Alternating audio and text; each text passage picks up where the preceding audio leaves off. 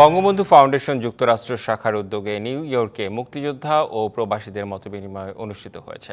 New York থেকে কানু দত্ত জানান, Jackson হাইটসের chef মহল party হলে এ সমাবেশে উপস্থিত ছিলেন সংগঠনের নেতৃবৃন্দ সহ প্রবাসের অনেক বীর মুক্তিযোদ্ধা ও অসাম্প্রদায়িক চেতনার বিভিন্ন শ্রেণী পেশার মানুষ। কামাল হোসেন মিঠুর সঞ্চালনায় ফাউন্ডেশনের সাধারণ সম্পাদক আব্দুল কাদের মিয়ার সভাপতিত্বে অনুষ্ঠানে প্রধান অতিথি সংসদ সদ্য মির্জা আজম বলেন, এখনও নানা ষড়যন্ত্রে লিপ্ত স্বাধীনতা বিরোধীরা। মতবিনিময় সভায় আরও বক্তব্য দেন নিউ ইয়র্কে বাংলাদেশের কনসাল জেনারেল নাজমুল হুদা, ডক্টর প্রদীপ রঞ্জন কর, মুক্তিযোদ্ধা লাবলু আনসার সহ অনেকেই।